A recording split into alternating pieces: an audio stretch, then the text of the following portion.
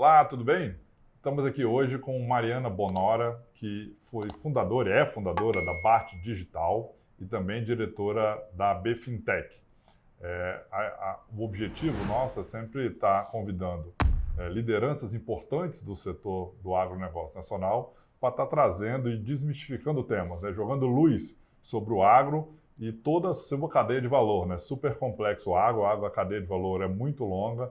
Estão sempre trazendo conteúdo de qualidade, trazendo atores importantes, personagens importantes do agro brasileiro para jogar a luz e trazer informação de qualidade para o investidor, para o poupador. Então, Mariana, muito obrigado pela sua presença aqui, é uma honra para a gente. Imagina, Tassiano, eu que agradeço o convite, o prazer é todo meu. Legal. Hoje nós vamos falar sobre financiamento do agro. A gente vai começar um voo de helicóptero e vamos depois aprofundando até chegar na Bart, até chegar na digitalização.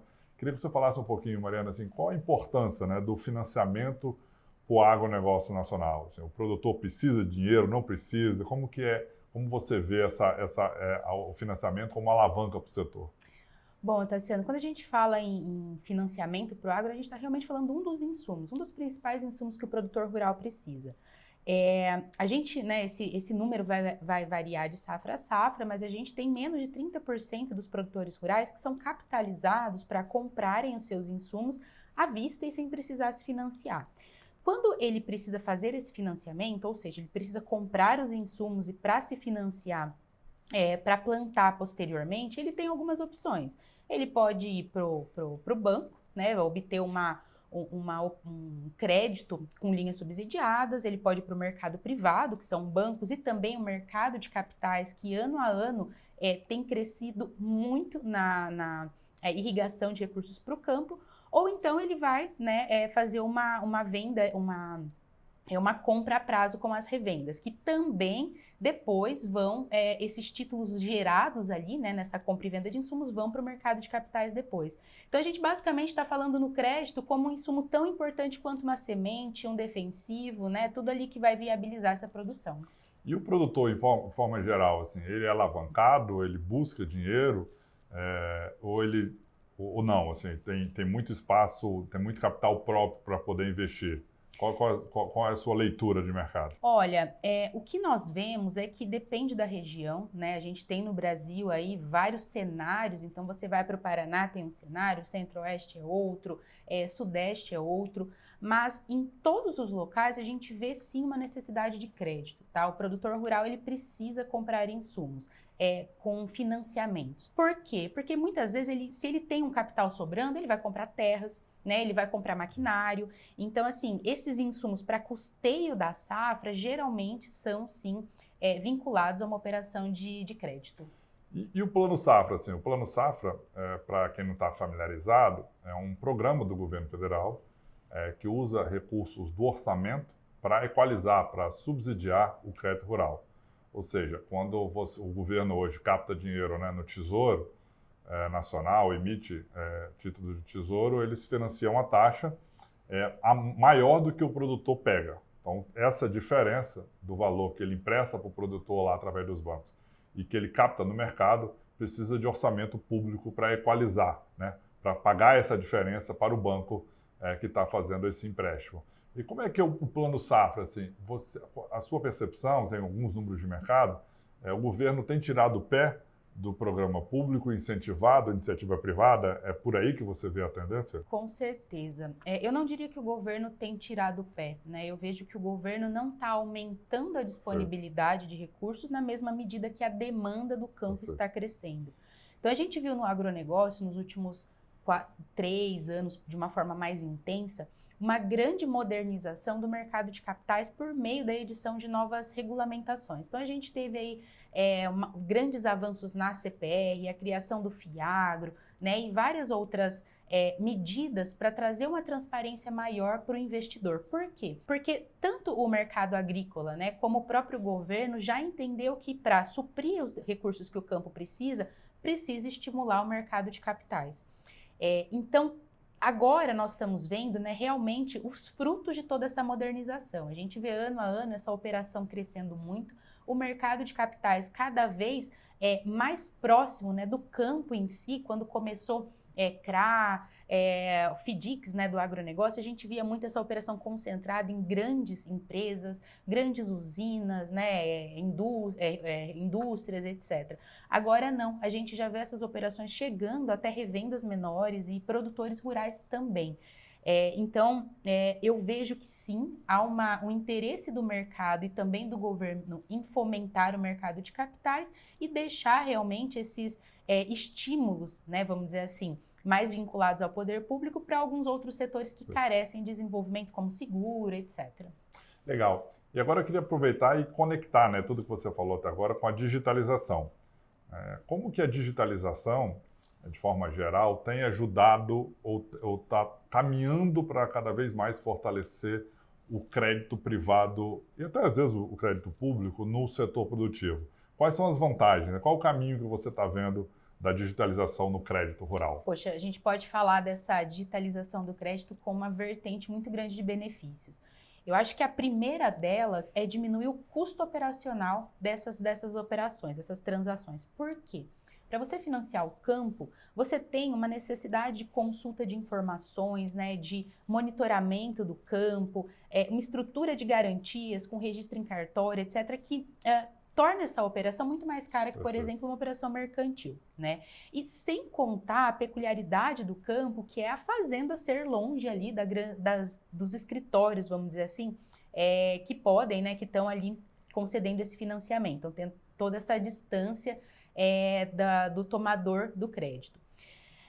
Além da diminuição do custo operacional, a gente tem também a automação, né, de todo esse processo de análise de risco.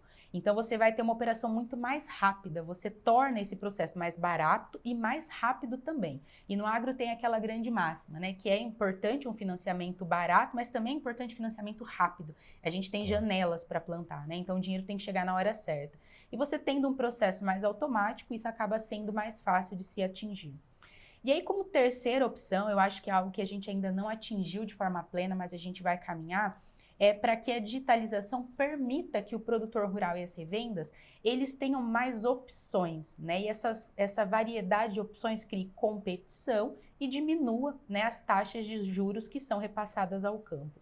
Então, acho que a gente poderia falar um dia inteiro, né, sobre as vantagens da digitalização para o crédito, mas eu enumeraria essas três. E como a BART, que você fundou e está indo super bem, se encaixa? Assim, qual é o papel, qual é o escopo que vocês estão já cumprindo e estão se desenvolvendo a cada vez mais cumprir na questão do crédito agrícola? Bom, eu diria que nessas três vertentes que eu citei, a gente atua de forma muito forte em uma delas, que é diminuir o custo operacional. Por quê? Porque nós somos uma plataforma especialista em tornar essas operações, né, de financiamento, emissão de recebíveis, títulos de crédito, garantias, digital. Então, a gente, desde disponibilizar para o nosso cliente a plataforma em que ele faz isso, até explicar para ele, né, todos os impactos jurídicos, como que digitaliza o produtor rural, certifica o produtor rural, a gente dá, né, a gente tem essa proximidade também.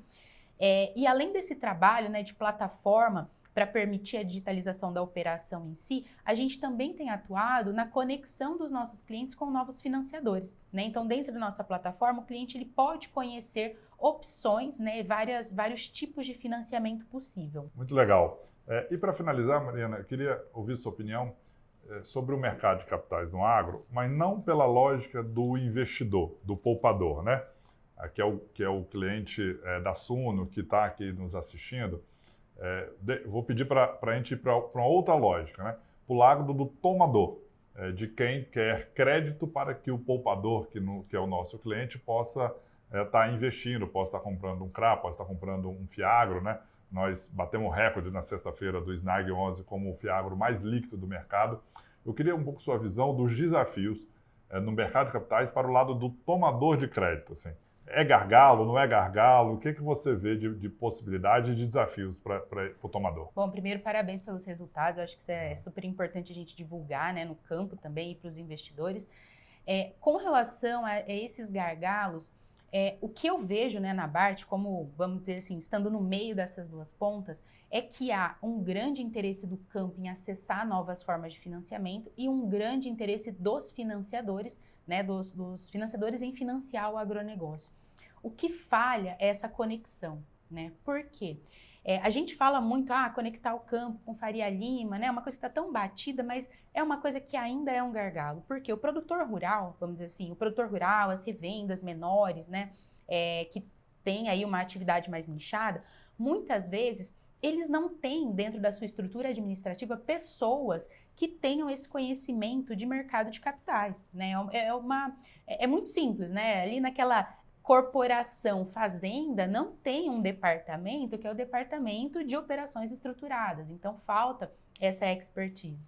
E da mesma forma, no mercado financeiro, nem sempre tem, né, pessoas que entendam as peculiaridades do campo, que são coisas muito simples, né, vamos dizer assim, muito do dia a dia, né, da dinâmica do campo, mas só quem está próximo, quem participa, quem já acompanhou várias safras que entende, né, desde o mecanismo de liquidação de uma CPR, de por que a CPR, né, ela tem muitas vezes uma data de entrega diferente de uma data de pagamento, estrutura de garantias, por que é pedida dessa forma.